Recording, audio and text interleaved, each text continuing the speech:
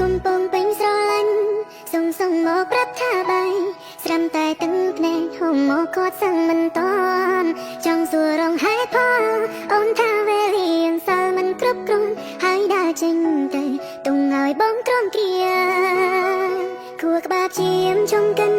ជុំនឹងខំបងផ្លេចញោម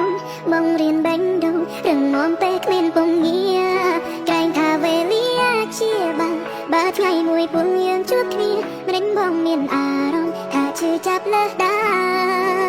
បែកគ្នាលឿនពេកបងធ្វើជាមិនទាន់បាននៅស្ដាយអនុសាក្រុមយ៉ាងធ្លាប់សាងជាមួយអូនទីអូនចាំទៅបងមកដល់ហើយឯណាមិនឃើញស្រួនមកយំនឹងអូនបេញដូងឈឺសាបែកគ្នាលឿនពេកទាំងផ្នែកប្រជែងគ្នាហូរពេលមីងនាងសេងសួរវត្តមានជីវ៉ា